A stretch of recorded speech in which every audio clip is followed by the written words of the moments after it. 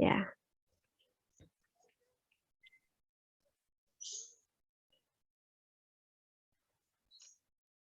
Oke, selamat pagi Bu Rati dan semua. Jadi pada hari ini kelompok saya akan mempresentasikan cohesion. Untuk anggotanya ada saya Diana Paramita. Saya ini Nizar Meraldo. Saya Akmal Zeki Suara. Saya Rene Salafi.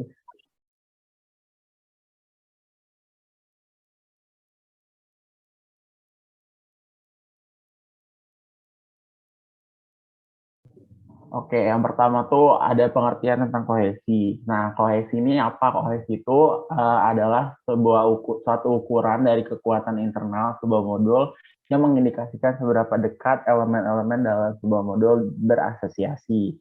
Kayak gitu. Lanjut, Di.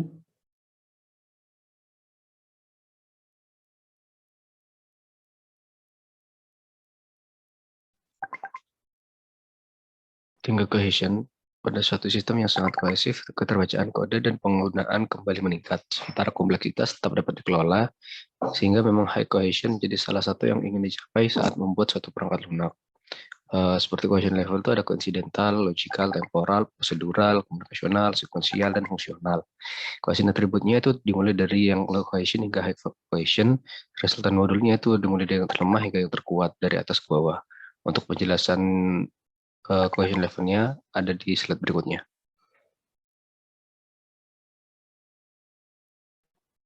Jadi untuk kohesi sendiri itu akan meningkat apabila fungsionalitas yang disematkan di kelas itu dapat diakses melalui metodenya dan memiliki banyak kesamaan.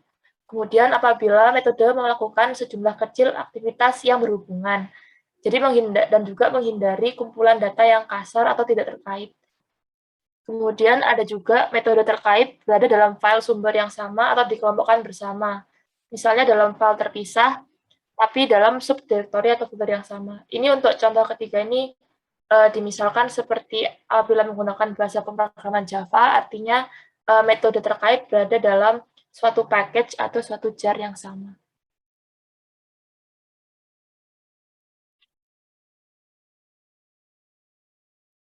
Ya, baik, untuk kapan sebuah modul dikatakan memiliki low cohesion, yaitu ketika satu modul berisi elemen-elemen yang tidak berkorelasi. Contohnya yaitu ketika suatu user class itu memiliki metode yang tidak berhubungan dengan kelas itu sendiri. Jadi pada umumnya kan kelas umumnya kayak kelas user, kalau pada umumnya itu kan kayak memiliki ID, password, dan email gitu ya. Tapi ketika ditambahin dengan proses validasi email atau mengirimkan email atau bahkan mungkin mengecek sesuatu yang lain tidak berhubungan dengan user, itu bahkan itu akan mengurangi tingkat kohesi dari kelas tersebut. Lanjut. Nah, di sini dilihat kalau misal ada dua kelas, sama-sama kelas user, yang di kiri adalah kohesi rendah, yang di kanan dengan kohesi yang tinggi. Bisa dilihat kalau yang kohesi rendah terdapat dua fungsi tambahan, yaitu validate email address dan send email. Dua metode ini sangat mengurangi tingkat kohesi dari kelas user, karena sebenarnya kelas ini bisa ditaruh di kelas yang lain, yaitu kelas email address, karena dua ini tidak berhubungan dengan kelas user. Ya, lanjut. Di sini juga ada dua contoh lain dari kohesi, yaitu low cohesion dan high cohesion. Yang di kiri ada low cohesion. Di sini terdapat suatu kelas myReader, yaitu sebuah kelas untuk menampilkan atau membaca suatu data. Di sini terdapat fungsi yang related to read resource, yaitu read from disk, read from web, dan read from network. Apabila ketiga ini saja dimasukkan di dalam kelas myReader, maka kohesi masih tetap tinggi. Apabila ditambahin yang lain seperti validate location, check active typing yang benar-benar tidak berhubungan dengan pembacaan, maka kohesi akan rendah. Ya.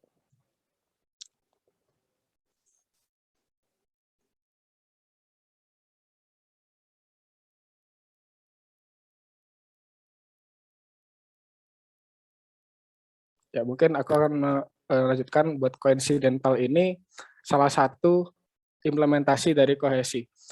Koinsidental ini tingkat kohesi yang paling rendah, jadi di mana programmernya itu kalau mengelompokkan dalam metode-metode dalam kelasnya itu benar-benar tidak ada alasan tertentu. Jadi di sini ada fungsi isinya ada initialize printer dan calculate interest dan get date yang benar-benar tidak ada relasi antar ketiganya. Lanjut.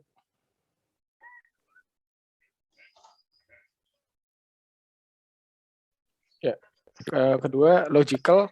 Logical ini pengelompokan elemen berdasarkan logika, yaitu pengelompokan metodenya ini dikelompokkan berdasarkan apa ya? Mungkin masih ada relasinya, tapi benar-benar memiliki data yang berbeda.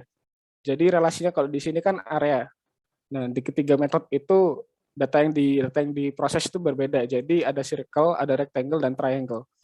Ini cukup loh, kohesinya tidak serendah yang tadi karena masih terdapat relasi seperti relasi fungsionalnya, seperti area tadi.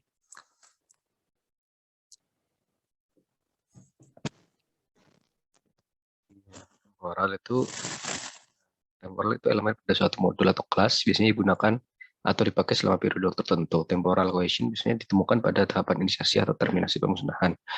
Mudahnya, dalam suatu codingan di suatu kelas, itu terhadap fungsi yang hanya dipakai sementara. Biasanya itu inisiasi atau pemusnahan, yang berarti codingan itu sebenarnya hanya dipakai sekali atau mungkin beberapa waktu dan tidak reusable atau tidak digunakan terus-menerus ke depannya di codingan tersebut. Jadi,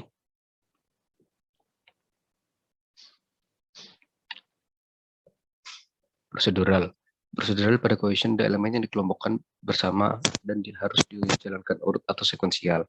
Prosedural biasanya ditemukan pada pengolahan data yang dibutuhkan untuk berjalan secara urut sesuai dengan rumus atau kebutuhan dari program yang dibuat.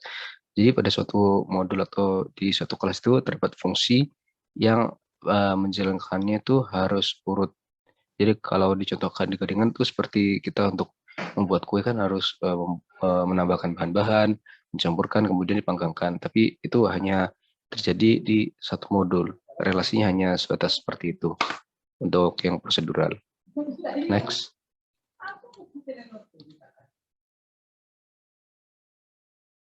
Kemudian ada komunikasional. Jadi untuk komunikasional ini berarti apabila dua elemen beroperasi pada data input yang sama atau berkontribusi terhadap data output yang sama. Kalau contoh dalam realnya itu adalah memperbarui catatan dalam database dan mengirimkannya ke printer. Jadi untuk contoh implementasinya adalah dalam kode ini kita sama-sama mengakses dari data. Kemudian karena kita sama-sama mengakses dari data, terdapat dua metode yaitu counter 1 dan counter 2. Dan dari dua metode ini mereka sama-sama mengakses dari data sehingga dapat disebut sebagai komunikasional. Kemudian ada sekuensial. Untuk sekuensial ini adalah suatu elemen yang mengeluarkan beberapa data yang menjadi input untuk elemen lain, yaitu aliran data antar bagian. Ini juga terjadi secara alami dalam bahasa pemrograman yang fungsional. Untuk contohnya, misalkan terdapat class root. Dalam class root ini kan terdapat 3 metode, yaitu solve, getRoot, dan checkRoot. Akan tetapi, untuk solve sendiri, dia membutuhkan data yang berasal dari getRoot dan checkRoot. Jadi, bisa dibilang bahwa class root ini merupakan sekuensial.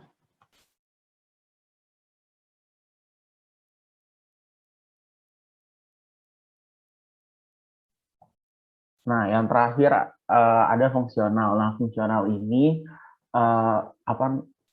merupakan kohesi yang paling baik diterapkan dalam modelisasi. Jadi, kenapa paling baik? Karena fungsional kohesi ini dibuat berdasarkan sebuah tujuan atau tugas yang spesifik, sehingga akan memudahkan digunakan kembali atau reusable. Nah, terus contoh penggunaannya ini adalah perhitungan kosinus sudut membaca record transaksi dan lain-lain. Nah, contoh implementasi ini misal ada sebuah kelas C. Kelas C itu memiliki elemen satu dan elemen 2. Nah, di dalam elemen 2 itu terdapat sebuah metode 1 2 3 yang masing-masing itu berhubungan kayak gitu. Lanjut, Di.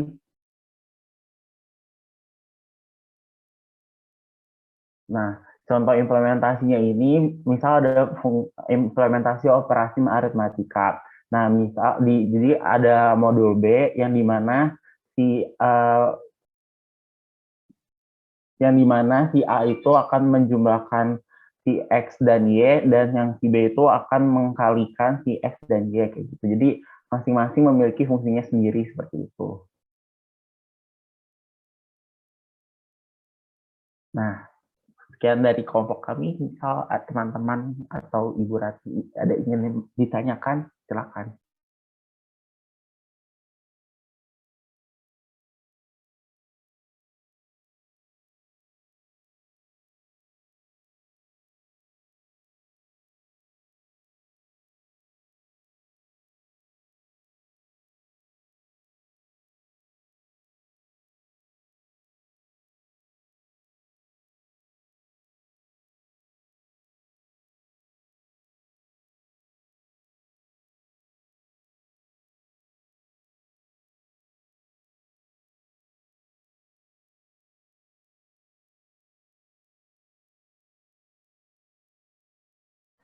Tapi kalau tidak ada yang bertanya, saya izin stop share ya, Bu.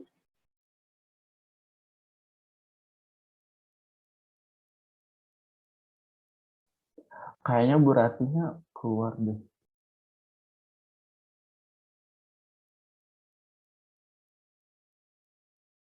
Lah iya. Mungkin IndiHome. Disconnect punya. Parah. Kan cuman mungkin.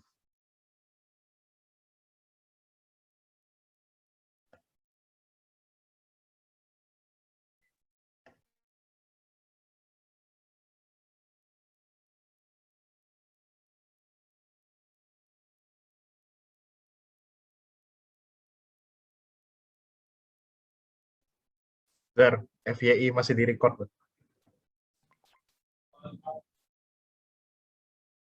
Lah iya, Telkomselku juga kadang ngadet kan. Iya, so aku dari tadi keluar masuk. Astagfirullah, ngomong sorry. Arvel,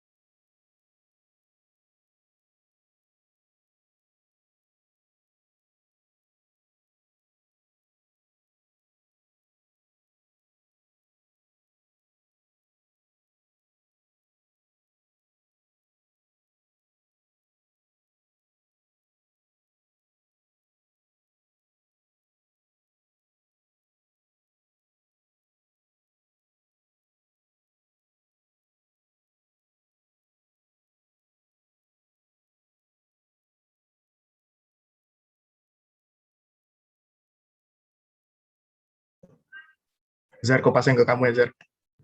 Mana bisa? Nah, ini dia. Make a house.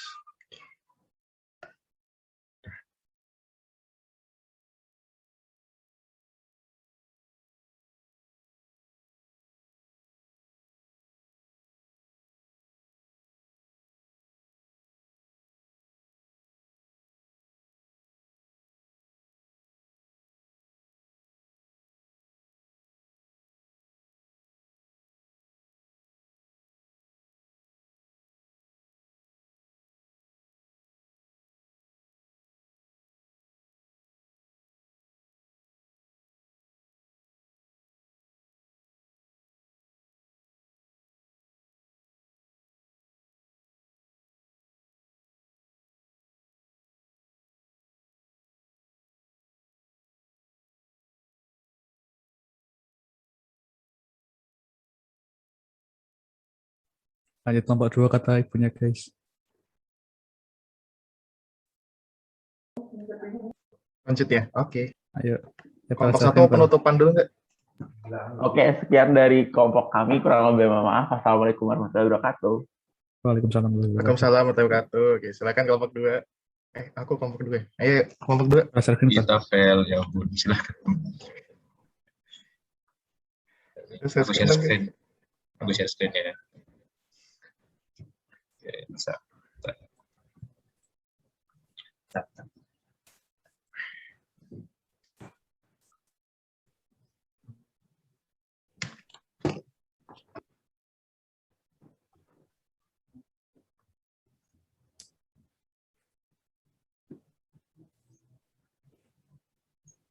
Udah terlihat ya? Jelas. Oke. Ya, tetap backgroundku, Cuk. Astagfirullah, ngomong lagi. Oke, kita kelompok 2 kali ini akan menjelaskan tentang kohesi. Ya, kita mulai. Ini kelompok 2, anggotanya ada saya, Thomas Dwi Awaka.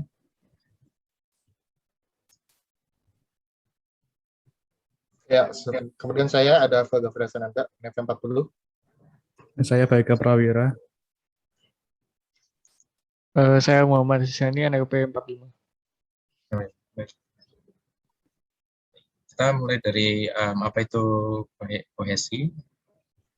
Jadi kohesi sederhananya itu berbicara tentang pengelompokan modul-modul yang memiliki kedekatan yang dilihat dari tanggung jawab atau tugas yang ada, tugas dari modul itu. Kedekatan ini tentunya punya banyak jenis, mulai dari fungsional, kemudian ada urutan eksekusi, komunikasi, logis, dan masih banyak lagi. Untuk tentang kohesinya sendiri, jenisnya kan ada banyak, ada 7. Ini dimulai dari yang paling tinggi, yang paling bagus, itu fungsional, sekuensial, komunikasional, prosedural, temporal, logikal, dan koinsidental. Dari jenis yang pertama, functional cohesion, ini tuh dibuat berdasarkan tugas-tugas atau tujuan sesuai namanya fungsi. Jadi fungsi dari modul itu, fungsi yang spesifik tentunya, dan karena ini dibuat berdasarkan tugas-tugas, jadi bisa di-reusable. Sehingga karena ini fokusnya ke satu, bisa di-reusable, terus biasanya functional cohesion itu menghasilkan satu parameter, dan inputnya itu dari satu parameter juga. Seperti contoh di samping itu ada fungsi untuk menghitung pajak ya. Itu sesuai namanya fungsinya itu menghitung pajak, dan input yang diberikan itu adalah price. Nah, di sini dicek.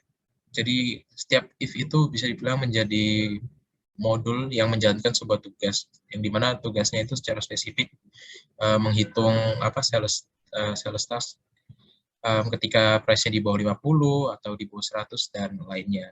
Dan tujuannya itu sama semua untuk menghitung pajak penjualan. Kemudian ada sequential cohesion. Sequential cohesion merupakan kegiatan atau kohesi yang dilakukan lebih dari satu, dan hasil yang dari kegiatan sebelumnya akan menjadi input untuk kegiatan selanjutnya, serta dapat juga dipecah menjadi fungsional.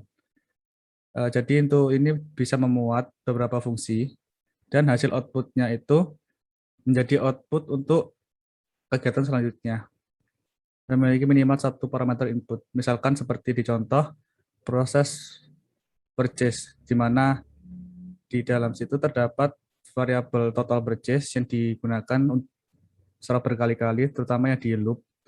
Di loop itu dijumlahkan dengan purchase-nya, kemudian hasil total itu digunakan kembali untuk menghitung sales tax dan amount due. Kemudian untuk communicational cohesion adalah modul yang menggabungkan elemen-elemen yang terkait dengan data atau record data yang sama, yaitu bisa menjalankan lebih dari satu fungsi, input datanya sama, dan bisa dijadikan fungsional juga. Jadi di dalam contohnya itu seperti validate product record, di mana itu merupakan satu data yang sama, yaitu product record, Dan di dalam validate ini terdapat 3 macam fungsi jadi bentuk dalam if. Jadi disebut communicational cohesion.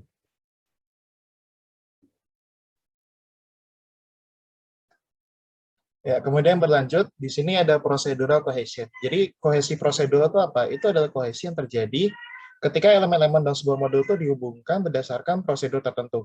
Nah, biasanya di dalam prosedur cohesion ini itu ada beberapa tahapan yang secara sekuensial atau urutan tuh benar-benar harus diikuti.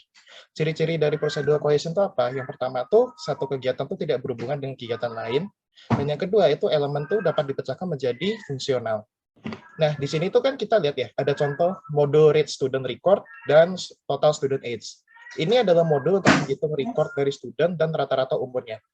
Di sini kita bisa melihat bahwa elemen-elemennya yaitu misalkan set number of record to 0, set total age to 0, read student record, dan sebagainya, itu tidak berhubungan.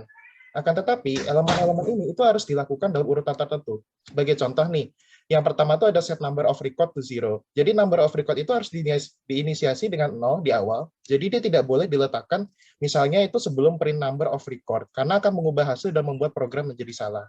Oleh karena itu, prosedur cohesion itu disebut prosedur cohesion karena memang ada prosedur yang harus diikuti atau tahapan yang secara sekuensial itu wajib kita ikuti. Jadi dia memang harus diletakkan berdasarkan urutan tertentu. Lanjut. Kemudian ada temporal cohesion. Temporal adalah jenis kohesi yang dikaitkan dengan waktu. Elemen-elemen dalam sebuah modul itu digabungkan karena dieksekusi pada waktu khusus pada proses eksekusi program. Ciri utama dari temporal cohesion itu adalah tidak memperhatikan urutan. Inilah yang membedakannya dengan prosedural cohesion yang tadi, di mana prosedural cohesion tadi itu sangat memperhatikan urutan. Jadi di sini modul itu tuh berisi kelompok komponen-komponen atau elemen-elemen yang dia dikelompokkan karena memiliki kesamaan ketika melakukan eksekusi. Sebagai contoh, di sini ada modul initialization. Jadi elemen-elemen itu tidak mempedulikan urutannya. Mau elemennya diacak lagi atau mau tetap seperti ini, itu tidak masalah karena dia tidak memperhatikan urutan. Yang menjadikannya kohesi temporal itu adalah kesamaan saat pengeksekusiannya, yaitu ketika melakukan inisialisasi untuk modul initialization ini. Oke, selanjutnya ada logical cohesion. Jadi kohesi logikal ini muncul ketika elemen-elemennya itu kita gabungkan berdasarkan logik atau aktivitas yang sama. Namun data yang kita proses itu berbeda. Ciri-cirinya dia melakukan kegiatan dengan kategori yang sama, tidak semua kegiatan akan dikerjakan. Terus logical cohesion ini dia akan sulit untuk di-reuse. Untuk contoh di sebelah kanan, ini kita mempunyai modul untuk membaca semua file. Nah, tapi file-file yang akan kita baca itu beda-beda. Ada customer transaction, terus customer master record-nya, dan product master. Jadi data yang akan diproses berbeda, namun yang dilakukan itu sama, yaitu membaca file. Seperti itu. Lanjut. Ya, yang terakhir ada bentuk cohesion yang paling rendah, yaitu coincidental cohesion. Jadi pada coincidental ini, elemen dikelompokkan tanpa ada alasan khusus. Nah, seperti contoh, ini kita ada modul file processing, yang isinya itu semua yang berkaitan dengan file, namun tidak terlalu berhubungan. Jadi ada yang membuka file saja, ada yang membaca, ada yang mencetak file, seperti itu. Nah, akibatnya dari coincidental ini, penamaan modulnya itu menjadi terlalu general. Jadi ada beberapa fungsi yang berbeda, namun nama modulnya itu kita jadikan file processing, seperti itu. Sehingga dari namanya aja itu tidak bisa dipahami fungsi utamanya. Sekian penjelasan dari kelompok kami. Mungkin dari teman-teman atau Bu Ati ada yang mau ditanyakan?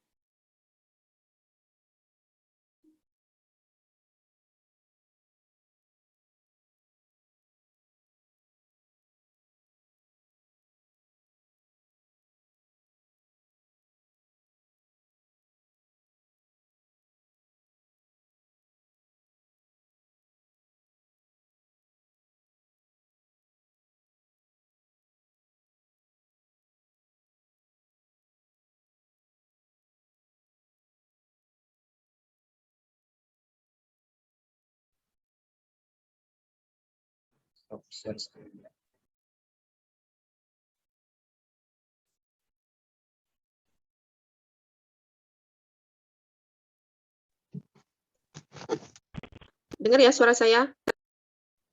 Dengar, Bu. Terdengar, Bu. Terdengar, Bu. Bisa balik ke PPT tadi? Yang high cohesion.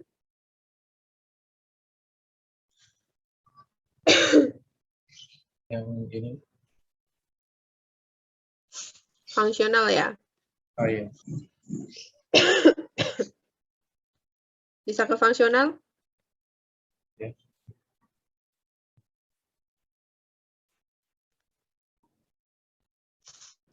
Ya, kenapa kok dia bagus? Alasannya apa? Kalau kita pakai functional cohesion. Jadi jawab. Kenapa fungsional ini bisa dibilang bagus?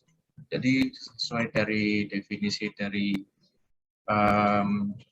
kohesi ini sendiri, dia kan modul-modul yang punya kedekatan secara tanggung jawab.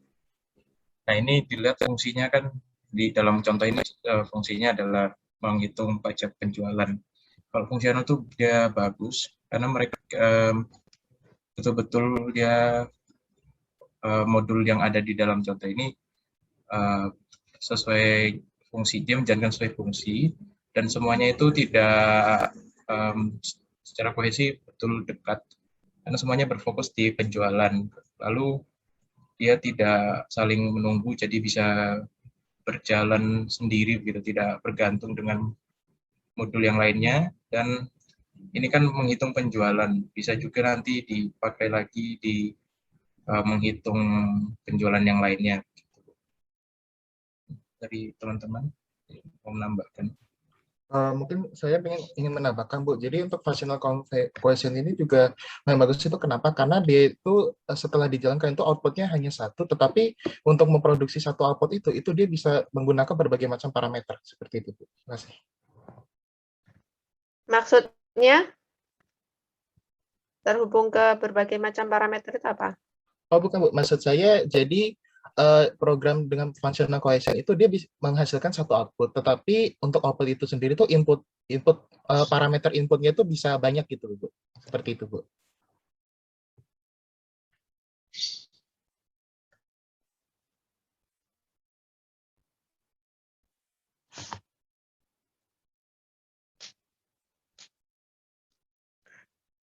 Kalau saya lihat dari contohnya ini ya, ini tuh cuman satu bagian.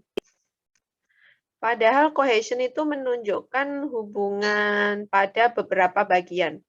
Jadi dari satu modul itu kan terdiri dari beberapa bagian yang di situ mereka memiliki keterhubungan. Tapi kalau saya lihat dari contohnya yang Anda tunjukkan di sini, ini tuh hanya satu bagian saja, yaitu untuk mengkalkulate tax. If else tentu saja, ya memang ada if else, tapi if else itu kan sebenarnya hanya satu bagian saja, bukan elemen atau metode yang berbeda. Jadi dia hanya satu bagian saja. Kenapa kemudian kamu klaim bahwa dia memiliki functional cohesion kalau dia hanya satu bagian dari sebuah fungsi?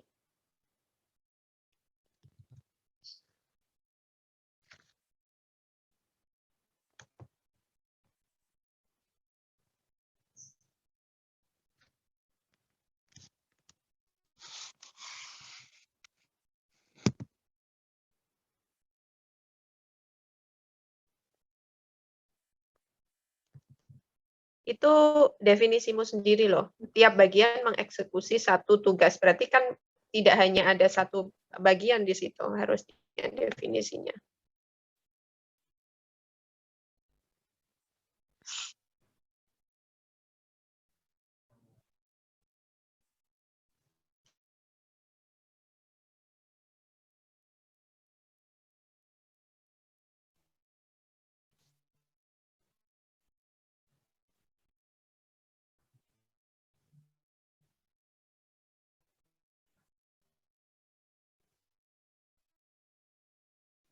Baik, Bu. Jadi memang ada kesalahan dari kelompok kami itu contoh yang diberikan memang kurang bisa mewakilkan. Jadi kita cuma ngasihnya satu function tuh, bukan satu kelas yang memiliki beberapa function yang mewakilkan functional cohesion ini, Bu.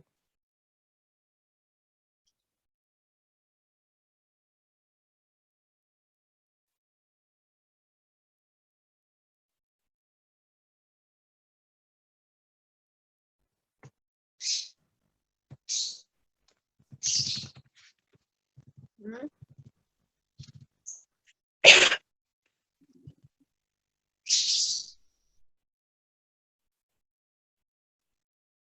Hmm.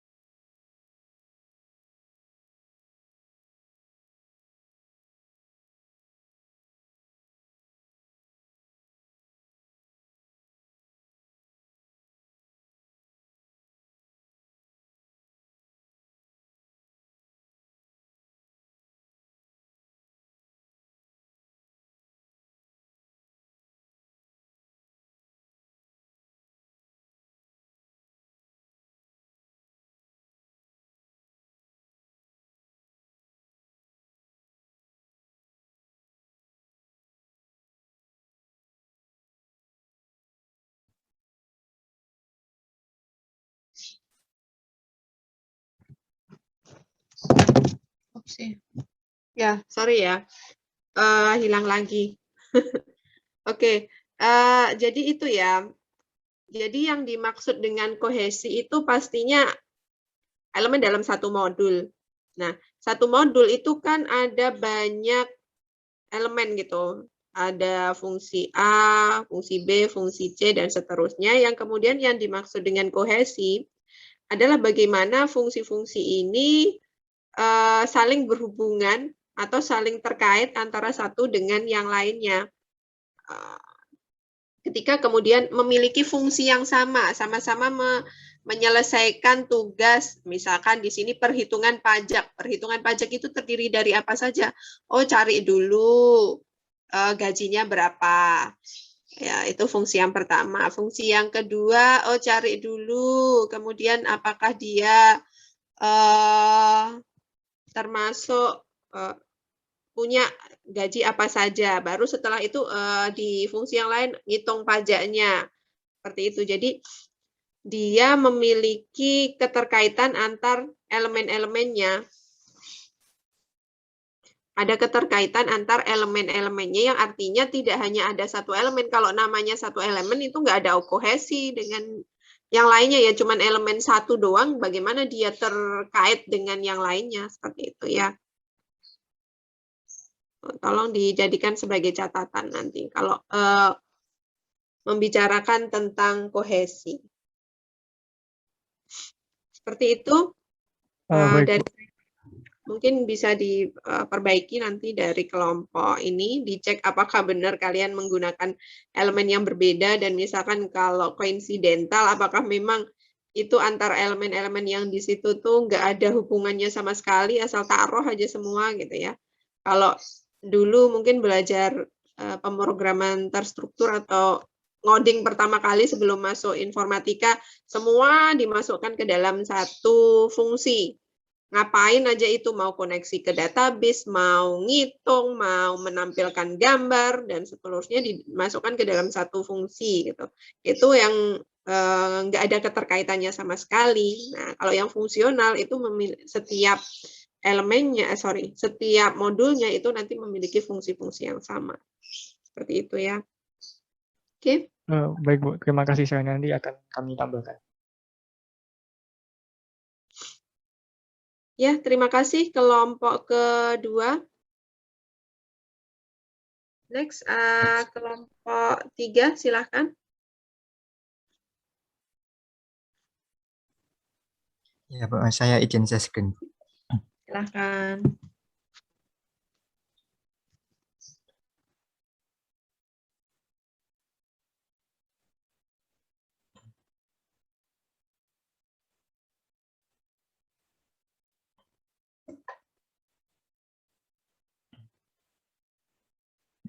Assalamualaikum warahmatullahi wabarakatuh.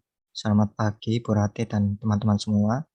Kami dari kelompok 3 akan mempresentasikan mengenai prinsip rancangan perangkat lunak coupling. Untuk kelompok 3 terdiri dari saya sendiri, Dwinanda, NRP 10. Saya Ivan Muhammad Isar, NRP 52. Saya Iqbal Abdi, NRP 151. Saya Gian Ega Wijaya, NRP 0214. Selanjutnya, silakan, Ivan. Baik, di sini yang akan kami bahas adalah mengenai coupling. Nah, apa itu coupling sendiri? Next.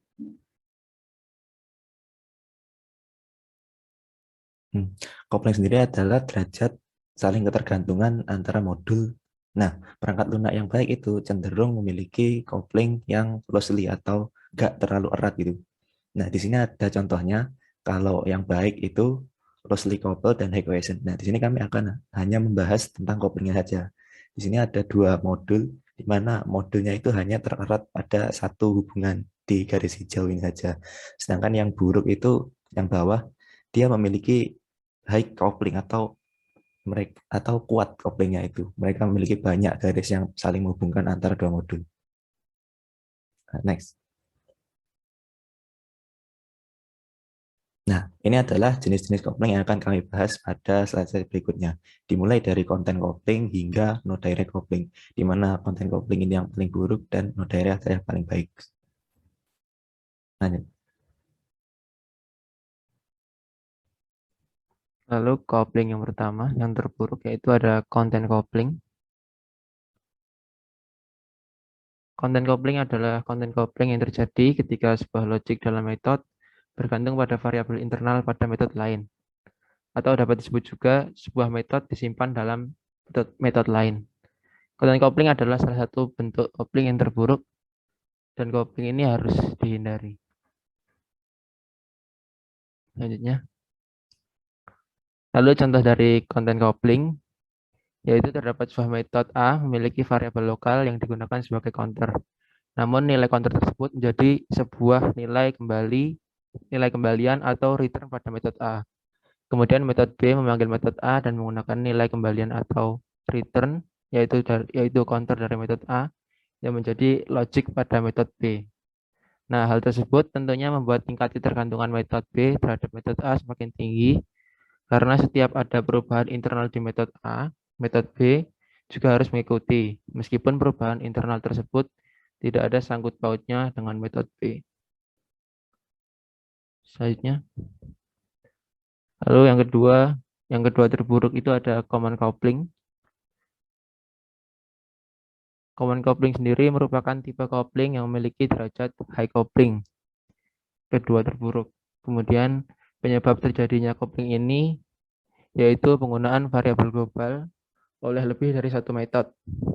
Sehingga apabila terjadi perubahan pada variabel global tersebut, maka kemungkinan perubahan juga harus dilakukan pada metode yang menggunakan variabel tersebut.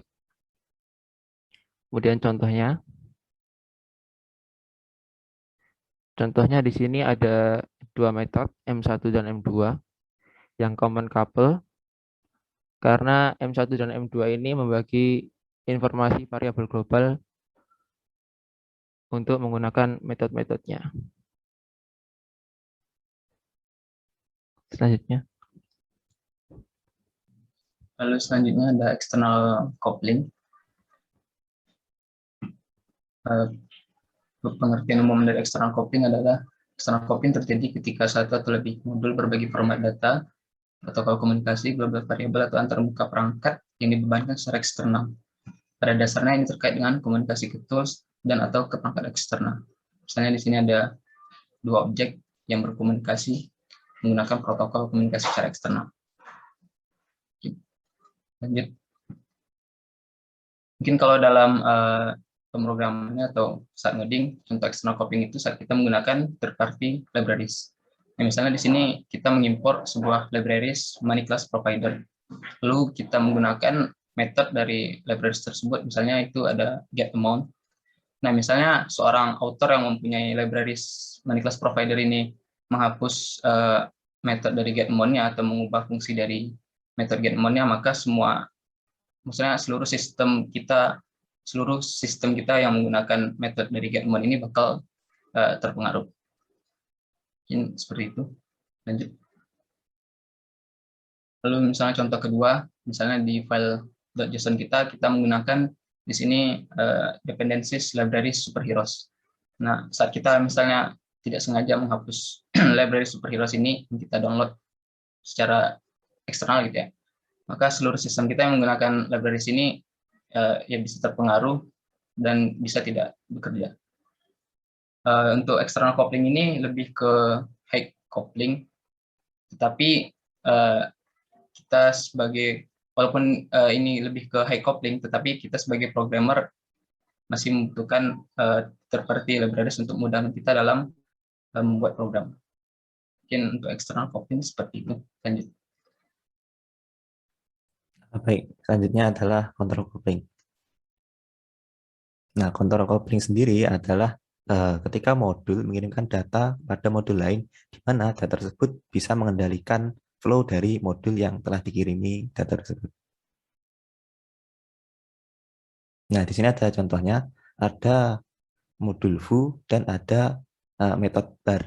Nah, di mana bar ini memanggil foo dan memasingkan nilai ke dalam metode foo tersebut, sehingga foo akan mengendalikan sehingga bar akan mengendalikan keluaran dari foo, di mana foo akan mengeluarkan true. Lanjut. Selanjutnya adalah stem coupling. Jadi stem coupling itu terjadi ketika suatu sistem berkomunikasi dengan mengirimkan suatu kelompok data. Suatu kelompok data ini dapat berupa record yang terdiri dari beberapa field atau array yang memiliki beberapa elemen. Ini ada suatu ilustrasi ketika dua orang ini misalkan ingin bertukar pensil dan buku yang ada di masing-masing kantongnya. Namun kedua orang ini justru menukarkan seluruh kantongnya, bukan benda yang spesifik. Kemudian untuk contoh implementasinya, yaitu di sini fungsi ini berguna untuk menambah array dari array 6, namun hanya indeks 0 sampai 1. Namun yang dikirim adalah seluruh anggota dari array, bukan variabel atau value yang dibutuhkan saja. Kemudian untuk contoh yang kedua, yaitu ketika suatu fungsi ingin mendapatkan alamat, namun yang dipassing atau yang dikirimkan adalah seluruh data dari karyawan.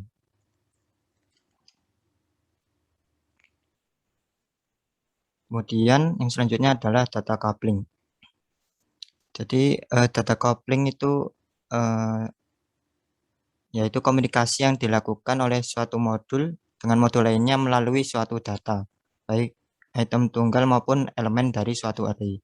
Jadi ini ilustrasinya, yaitu ketika dua orang ingin bertukar dua benda spesifik, yaitu kunci dan berlian. Lalu untuk contoh implementasinya, yaitu ketika ada fungsi untuk menambah dan ingin mendapatkan elemen dari suatu array, yaitu array indeks 1 dan 2, maka yang dikirim adalah value dari array indeks 1 dan 2, bukan seluruh anggota dari array.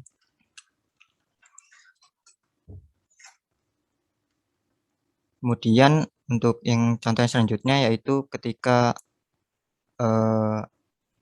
ingin mendapatkan alamat dari karyawan, yaitu kita bisa mengirimkan ID-nya, kemudian dari ID tersebut dapat didapatkan alamat dari karyawan tersebut.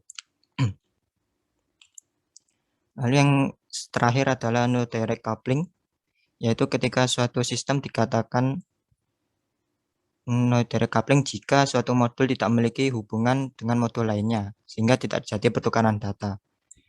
Yaitu misalkan modul 1 dan modul 2 ini tidak terjadi pertukaran data, yaitu data M11 dan M12.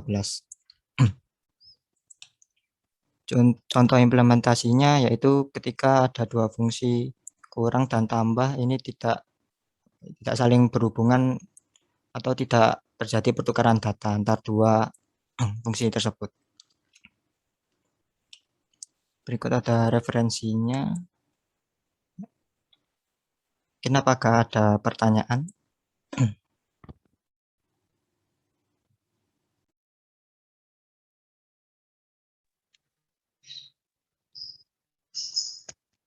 Oke, terima kasih kelompok 3. Jadi dari apa yang sudah dipresentasikan tadi, yang paling bagus yang mana untuk diimplementasikan? Jenis coupling apa? Apabila dibutuhkan pertukaran data, yaitu menggunakan data coupling.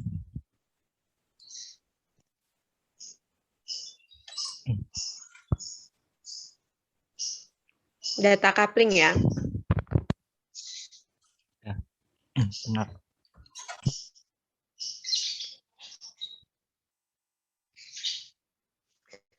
Kenapa data coupling yang paling bagus?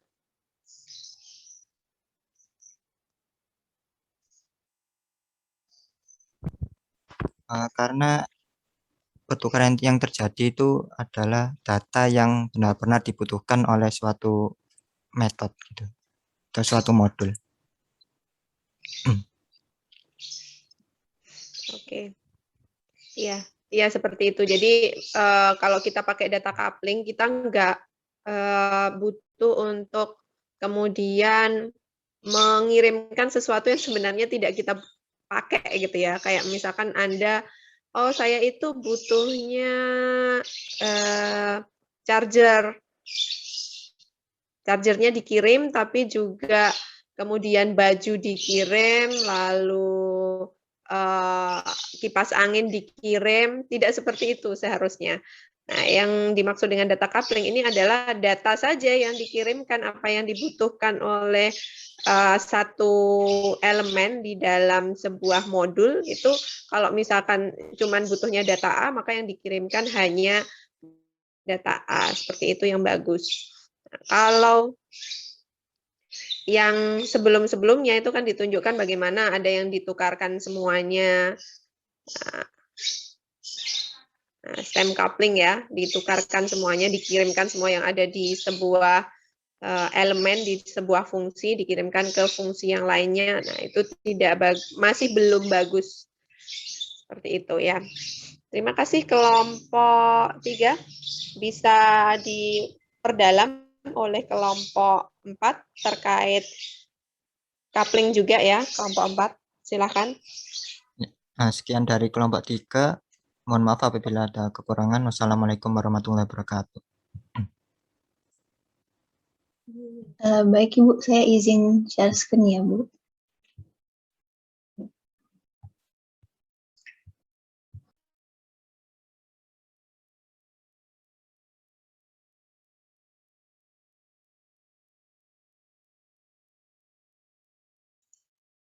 Oke, Assalamualaikum warahmatullahi wabarakatuh. Selamat siang, Berarti dan teman-teman. Nah, jadi kami dari kelompok 4 PLE akan menjelaskan tentang coupling. Oke, next. Nah, di sini ada anggota kelompoknya dari saya sendiri. Nama saya Rayan Alifianto, NRP 051119400213. Ada Riki Suprianto, Bagus Ikhtifar, sama Hanifah Fauzia. Nah, jadi apa itu kopling? Oke, next. Ya, jadi kopling itu adalah bentuk komunikasi yang digunakan akan menentukan seberapa kuatnya hubungan antara modul yang satu dengan modul yang lain, atau tingkat ukuran dari pertukaran informasi antar modul. Jadi kemarin kita biar lebih memahami lagi, kita kemarin pakai perumpamaan. Jadi nggak pakai modul tapi pakai orang gitu. Jadi ya jadi kopling ini kita anggap kayak menentukan seberapa kuat hubungan antara orang gitu. Oke, next Andi.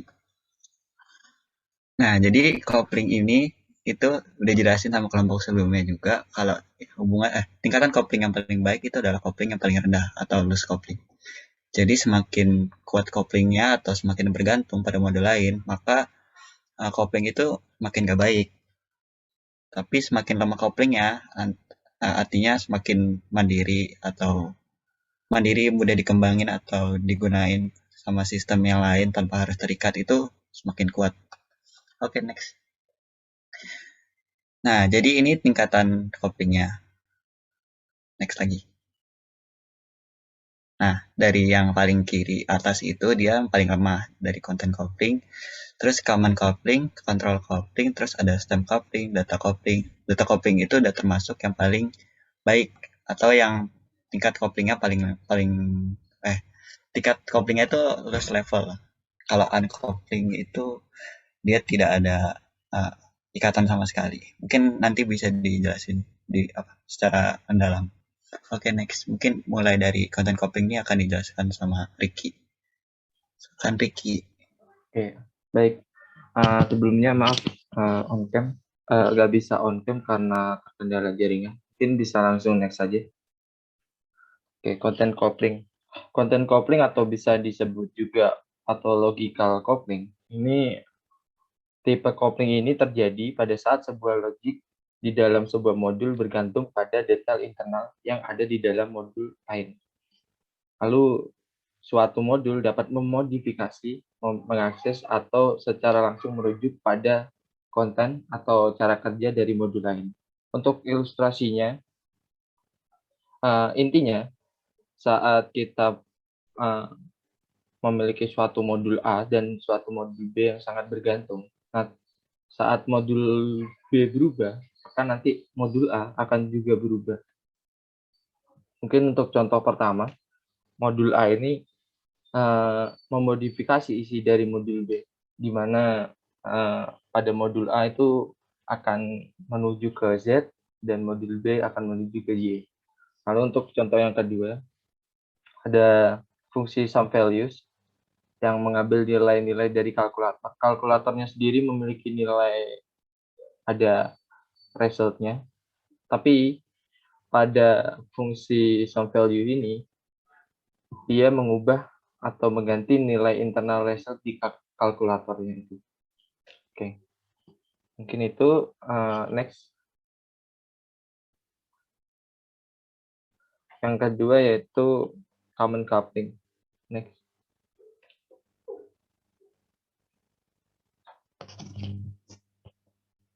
Oke, common coupling atau bisa disebut juga dengan global coupling. Ini salah satu tipe berkaitan penggunaan variabel global lebih dari satu metode. Sehingga apabila terjadi perubahan pada variabel global tersebut, maka kemungkinan perubahan juga harus dilakukan pada metode yang menggunakan variabel tersebut. Ya, mungkin bisa langsung ke contohnya saja. Jadi pada intinya, saat data global itu berubah, maka modulnya juga akan berubah menyesuaikan dari data globalnya tersebut. Mungkin untuk pada contoh ini, modul global, data globalnya atau variabel globalnya yaitu access customer record. Pada modul A terdapat read customer record di mana membutuhkan data global, dan pada modul B itu terdapat validate customer record di mana membutuhkan customer number yang terdapat pada customer record. Jadi nantinya saat data global itu berubah, maka akan mengubah nilai modul yang ada di B dan modul yang ada di A. Pada intinya seperti itu. Pada common coupling sendiri termasuk high level coupling karena jika data globalnya berubah, ada kemungkinan modulnya juga berubah. Mungkin seperti itu. Bisa next. Yang selanjutnya dilanjutkan oleh teman saya, Hani. Oke, yang selanjutnya itu ada yang namanya control coupling. Apa sih control coupling itu? Nah, control coupling itu kalau secara pengertiannya itu merupakan coupling antar metode atau antar modul di mana aksi yang dilakukan dalam satu modulnya itu akan ditentukan oleh parameter atau output atau control flag dari metode yang lain atau modul yang lain. Nah, jadi secara nggak langsung kita bisa bilang kalau misalnya suatu modul itu dapat mengontrol urutan proses dari modul yang lain. Nah, ini untuk contohnya, di sini ada modul A sama modul B. Di modul A itu terjadi proses input code, dan di modul B itu ada choose appropriate action. Nah, ketika user menginput kode di modul A, misalnya kodenya 1, maka itu akan membuat modul B itu mengeluarkan hasil yaitu read employee record gitu. Nah, jadi output yang dikeluarkan oleh modul B itu tergantung dari inputan yang dimasukkan di modul A gitu. Nah, jadi modul A mempengaruhi modul B. Nah, gitu. Mungkin next ke yang selanjutnya itu tuh ada stem coupling. Nah, kalau untuk stem coupling ini itu tuh ada nama lainnya juga, namanya data struktur coupling. Nah, di sini coupling ini terjadi pada proses passing parameter, di mana parameter yang digunakan itu struktural data. Nah, di mana parameter ini merupakan suatu kesatuan record, padahal nantinya data yang digunakan itu hanya satu file saja. Jadi kayak dia mempassing satu kesatuan data gitu, nggak cuman yang dibutuhkan saja. Nah, ini contohnya, jadi ada modul A sama modul B. Untuk modul A sendiri ada proses transaction record, dan modul B itu proses mail student. Nah, jadi di sini modul A itu mempassing parameter current record ke modul B. Nah, seharusnya current record yang dipassing ini bisa langsung ke yang dibutuhkan saja. Misalnya di sini kan terlihat ada increment mail student sama student age. Nah, mungkin akan lebih baik kalau misalnya yang dipassing itu hanya yang dibutuhkan saja. Nah, sedangkan di sini modul A-nya itu mempassing seluruh kesatuan data yang ada. Nah, di sini kalau misalnya kayak gini, ada kemungkinan akan terjadi bahaya gitu, karena juga mempassing data-data yang tidak dibutuhkan, begitu. Mungkin yang selanjutnya bisa dilanjutkan oleh Bagus. Ya, selanjutnya adalah data coupling, di mana ini termasuk jenis coupling yang paling rendah, yang loose. Bisa dilanjutkan. Next. Ya, data coupling ini sebenarnya hampir sama seperti stem coupling, hanya membedakan yakni apa yang dipassing oleh parameter. Jadi kalau stem coupling itu yang dipassing adalah struktur datanya. Nah, kemungkinannya itu mungkin memakan waktu yang lebih lama atau memori yang lebih banyak, dikarenakan memasingkan suatu data yang tidak terlalu berguna. Nah, di data coupling ini lebih ditekankan kepada data tertentu. Misalnya suatu array terdapat 5 isinya 5, maka misalnya yang dibutuhkan hanya indeks yang kedua, ya indeks yang kedua itu aja data indeks kedua itu aja yang dipasingkan. Next. Nah, ini adalah contoh data coupling di mana modul A itu memanggil calculate sales tax yang memasingkan total price dan sales tax, di mana pasti total price dan sales tax ini merupakan parameter variabel tunggal dan bukan struktur data. Dan meskipun itu modul A dan modul B tetap berhubungan melalui dua parameter ini, sehingga hasil dari modul B itu juga tergantung apa yang dikirimkan oleh modul A. Next. Nah, selanjutnya adalah uncoupled coupling atau no coupling, atau mungkin gampangannya tidak berhubungan sama sekali. Jadi kedua modul itu dapat berdiri dengan sendirinya atau mandiri. Jadi nggak ada hubungan sama sekali, apapun itu diselesaikan di masing-masing modul. Next, contohnya, oke mungkin kalau ini nggak ada contohnya, mungkin contohnya karena emang nggak ada hubungannya. Di modul pertama itu mungkin membahas tentang pertambahan, dan yang modul kedua itu membahas tentang perkalian. Jadi dua modul tersebut tidak memiliki hubungan, namun tetap menghasilkan dua hasil meskipun itu berbeda. Next. Oke, sekian presentasi dari kelompok kami. Mungkin ada yang ditanyakan, silakan.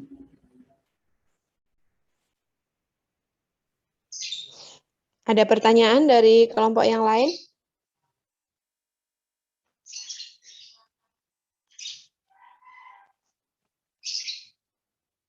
Bisa back dulu nggak? Ke yang bagian mana, Bu? Back aja satu-satu coba.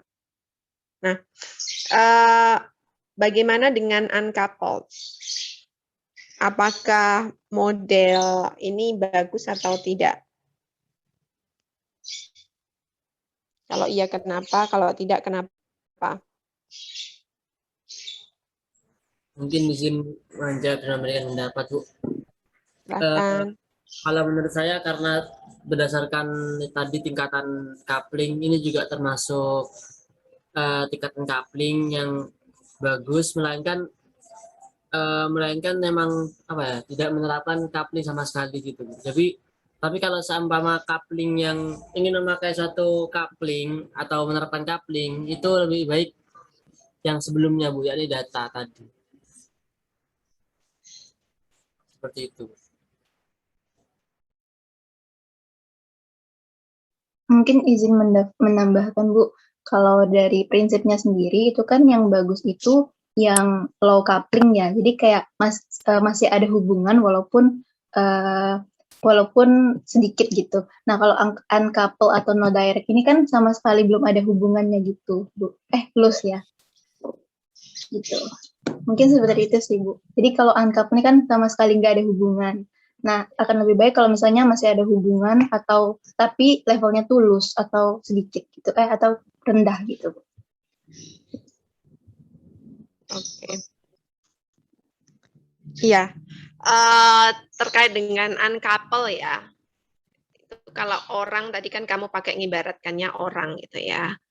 Kalau orang itu ya berarti single, orang yang masih single. Apakah dia bagus atau enggak? Depend ya, tergantung apakah memang antara modul 1 dengan modul yang kedua itu ada saling kebutuhan atau tidak. Kalau memang dia nggak ada kebutuhan antara satu modul dengan modul yang lainnya, ya uncoupled itu tidak masalah. Uncoupled itu tidak masalah, atau no coupling gitu ya. Tapi kalau memang ada kebutuhan, ya memang dia harus dihubungkan, harus dikapelkan, harus dikonekkan. Ya, dengan cara yang terbaik tadi untuk menghubungkan antara kedua modul itu adalah datanya yang dihubungkan, dikirimkan data yang dibutuhkan oleh sebuah modul ke modul yang lainnya. Hanya data yang dibutuhkan saja. Seperti itu ya, tambahan dari saya. Oke, terima kasih kelompok 4. Masih ada satu kelompok lagi ya, coupling. Kelompok 5. Silahkan. Oke, mungkin sekian presentasi dari kelompok 4. Saya izin stop share screen ya, Bu. Oke.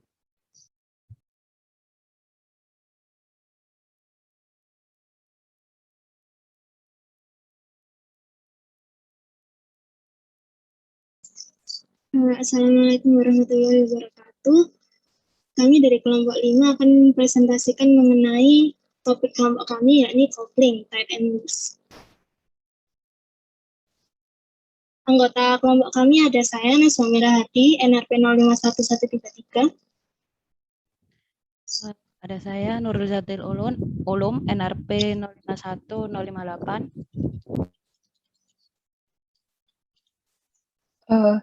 Saya Rosa Amalia, NRP 106.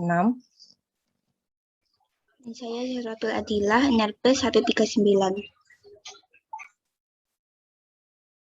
Ya, apa itu coupling? Coupling dalam software engineering adalah ketergantungan antara modul satu dengan modul yang lain. Modul sendiri adalah bagian mandiri dari kode yang menyediakan fungsionalitas spesifik dan erat. Modul menentukan dan menegakkan batasan logis dalam kode. Ada beberapa contoh tipe modul, ada beberapa contoh tipe coupling modul. Jadi dari yang urutannya yang paling baik yaitu no direct coupling, berikutnya diikuti data coupling, stem coupling, control coupling, external coupling, command coupling, dan content coupling.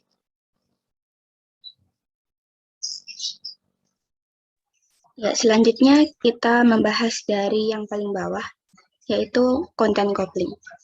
Nah, content coupling ini terjadi ketika satu modul menggunakan data atau control information yang ditempatkan dalam batas modul yang lain. Jadi, semisal ada dua modul, yaitu modul A dan modul B. Nah, modul A ini menggunakan jenis content coupling kepada modul B. Maka modul B ini sepenuhnya tergantung pada modul yang dimodifikasi, yaitu modul A. Nah, kenapa jelek? Karena hampir setiap perubahan yang terjadi di modul A, modul B ini juga akan berubah. Bisa dilanjut. Dan selanjutnya ada common coupling. Modul-modul dikatakan common coupling jika modul-modul tersebut menggunakan data yang disimpan di area memori yang sama. Dalam artian lain, modul memiliki data global. Di sini contohnya adalah data mahasiswa. Bisa diakses pada modul presensi, SIAKAT, Student Connect, dan lain-lain. Lanjut. Yang selanjutnya ada coupling eksternal. Nah, dalam coupling eksternal ini, modul bergantung pada modul lain, di luar perangkat lunak yang dikembangkan atau jenis perangkat keras tertentu. Coupling eksternal ini juga muncul ketika dua modul berbagi format data, protokol komunikasi, atau antarmuka perangkat yang dipaksakan secara eksternal. Jadi kesimpulannya, coupling eksternal ini terkait dengan komunikasi ke alat eksternal. Contohnya adalah X protokol, file eksternal, format perangkat, dan lain-lain. Lanjut. Yang selanjutnya ada control coupling. Nah, control coupling di sini adalah satu modul yang mengendalikan aliran modul yang lainnya. Dengan cara apa? Yaitu dengan memberikan informasi tentang apa yang harus dilakukan. Nah, contohnya di sini di masa pandemi, mahasiswa tidak bisa mengikuti ETS jika belum mengupload sertifikat vaksin. Jadi modul mengikuti ETS ini dikontrol oleh modul sertifikat vaksin. Apakah dia sudah diupload ataukah belum? Lanjut. Ya, selanjutnya untuk yang STEM, yaitu dua buah modul dikatakan menggunakan stem coupling jika kedua modul ini berkomunikasi lewat suatu kelompok item data atau yang di-passing antara modul 1 dan modul 2 adalah suatu data struktur. Contohnya adalah penggunaan rekod mahasiswa untuk menentukan apakah seorang mahasiswa datang dari keluarga yang mampu atau tidak. Jadi yang di-passing dari rekod mahasiswa ini suatu kumpulan datanya dia untuk ke modul yang menentukan bahwa dia mampu atau tidak. Lanjut. Untuk yang data coupling ada ketika data yang di-passing via argumen list dari modul 1 ke modul yang lainnya. Data yang bersifat sederhana akan dapat terkirim jika ada korespondensi di antara modul 1 dan modul 2 itu. Karena itulah data coupling termasuk coupling yang simple dan minimum error, karena yang di-passing hanyalah sebuah argumen list dan bukan data yang secara keseluruhan. Contohnya seperti dari SIAKAT ke presensi yang perlu dikirimkan hanya data atau parameternya saja, yaitu seperti NRP mahasiswa. Lanjut. Kemudian ada no direct coupling yang dimaksud adalah data pada modul-modul terhubung secara tidak langsung. Modul-modul tersebut tidak memiliki hubungan dan disebut dengan independent modul. Contohnya mungkin seperti data mahasiswa yang digunakan pada Prasensis dan Student Connect. Maka hubungan no direct itu adalah pada modul Prasensi dengan modul Student Connect-nya. Lanjut. Yang terakhir adalah uncoupled, yaitu yang tidak memiliki hubungan sama sekali antar modul. Seperti, jadi mereka tidak perlu ada passing data atau yang lain-lain. Contohnya seperti Gigs for Gigs dengan Google Translate.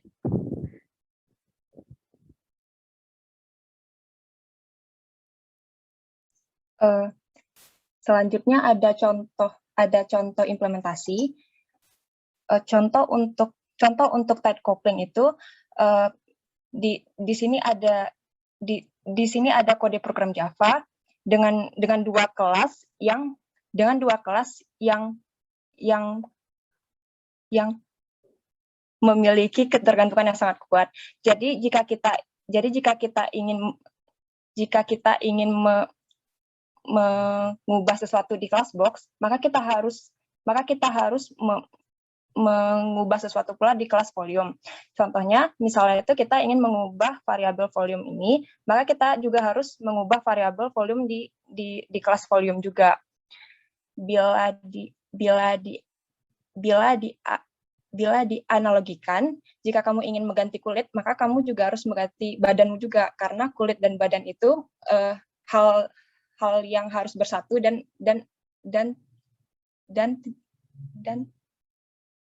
tidak dapat dipisahkan. Selanjutnya ada contoh loose scoping. Dari contoh kode program ini ada dua kelas yang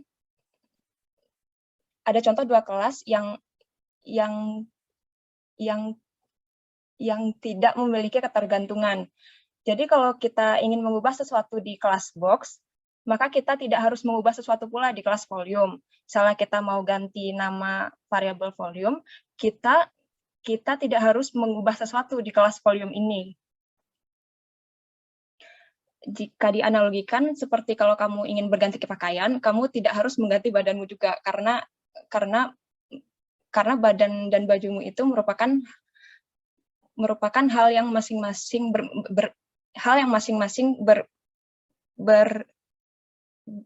berdiri sendiri. Kemudian kesimpulannya, secara umum tight coupling itu merupakan buruk dalam sebagian besar waktu, karena ia mengurangi fleksibilitas dan kemampuan kode untuk dapat digunakan kembali. Jadi jika kita ingin mengubah sesuatu di suatu modul, maka banyak modul lain yang akan terpengaruh. Kemudian ada loose coupling ini merupakan pilihan yang lebih baik, karena jika kita ingin mengubah sesuatu di suatu modul, maka hanya beberapa bagian saja yang akan terpengaruh dari perubahan modul tersebut. Ini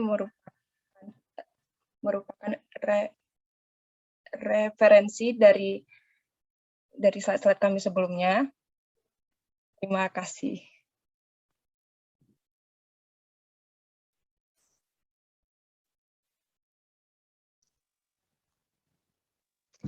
Bisa lihat contohnya yang tight couple.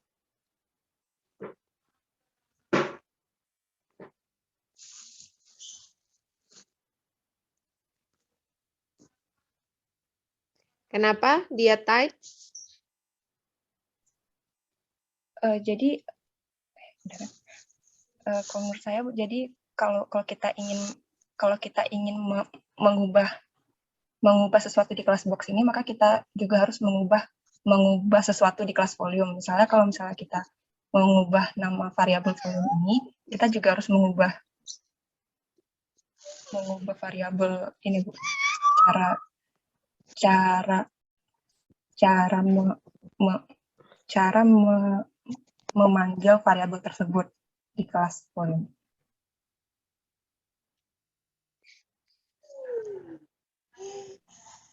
Mengubah variabel akan mengubah di kelas volume. Mengubah variabel di box akan mengubah di kelas volume. Maksudnya, box-nya misalkan saya ubah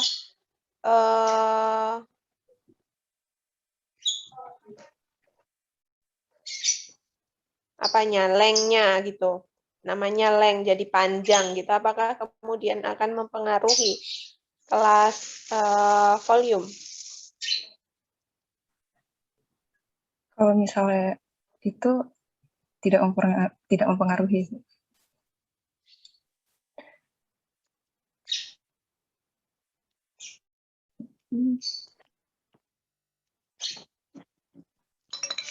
Jadi apanya nih? Yang bikin tight? Buat kamu nih. Buat aku harus. Buat aku. Buat aku. Yang bikin tight itu karena di kelas volume ini kita menggunakan objek box. Wow. Sehingga kalau kita ingin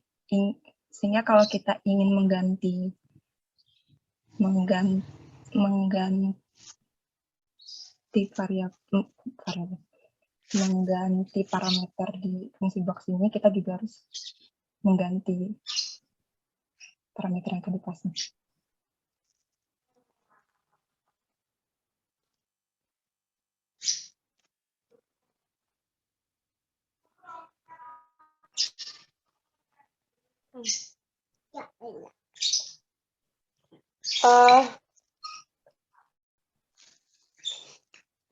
Ya, mungkin ini ya, yang dimaksud tight couple di sini adalah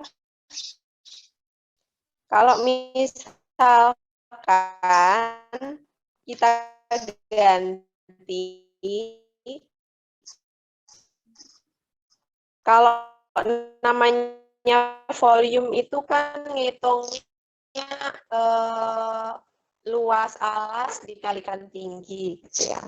Nah, nama ruangnya itu beda untuk menghitung volume box. Misalkan ganti volume bola, nah itu kan beda tuh rumusnya. Dan yang dimasukkan kan juga beda. Kalau bola kan bukan length, width, and height, tapi yang harus dimasukkan adalah berapa. Jadi seperti itu. Makanya kemudian beda, akhirnya kelas box harus diubah juga karena yang kita hitung itu beda bangun ruangnya. Akhirnya semuanya akan berubah di kelas box. Itulah kenapa dia disebut tight coupling. Coba yang loose coupling.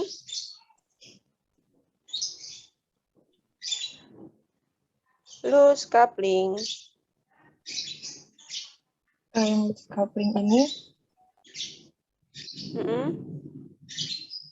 kalau kita ingin mengubah jenis volume, mengubah jenis volume yang mau diganti di sini, kita tidak harus mengganti bagaimana cara pemanggilannya, karena kita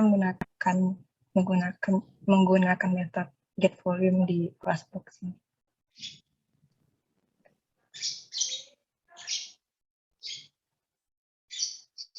Jadi yang dipanggil bukan box-nya ya? Iya. Yang dipanggil metode get volume. Yang dipanggil adalah volume-nya. Jadi itu seharusnya di kelas volume itu, box itu, nggak usah.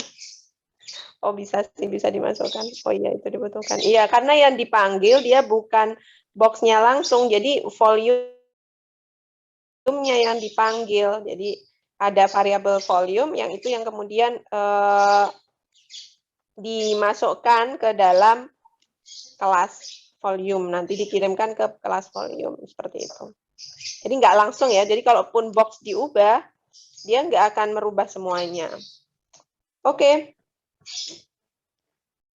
Seperti itu, terima kasih kepada kelompok 5 ya. Kelompok 5. Presentasi hari ini adalah terkait dengan kohesi dan coupling. Yang perlu diingat-ingat adalah kalau kohesi itu bagaimana elemen yang ada pada sebuah modul itu saling berkaitan, dan yang bagus adalah yang kohesinya tinggi, maksudnya adalah dia elemen-elemen yang ada pada modul tersebut digunakan untuk tujuan yang sama. Sedangkan kalau coupling itu adalah keterkaitan, kalau tadi kohesi itu di dalam sebuah modul, kalau coupling antar modul. Antar modul, yang bagus adalah yang loose. Couplingnya nggak terlalu terikat, gitu, sehingga ketika terjadi perubahan pada satu modul, tidak akan memberikan pengaruh yang besar terhadap modul yang lainnya. Seperti itu. Oke, terima kasih kepada kelompok 1 sampai dengan kelompok 5 yang sudah sampai di sini. Apakah ada yang mau ditanyakan terlebih dahulu?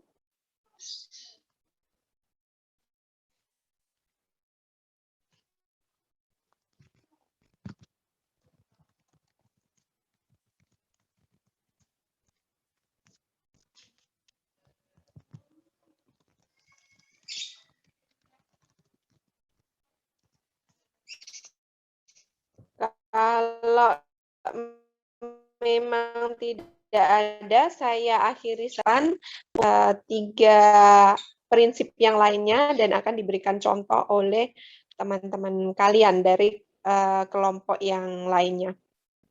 Saya akhiri kuliah hari ini. Selamat melanjutkan aktivitasnya. Wassalamualaikum warahmatullahi wabarakatuh. Terima kasih banyak, Bu. Assalamualaikum warahmatullahi wabarakatuh. Terima kasih banyak, Bu. Jangan lupa absen ya.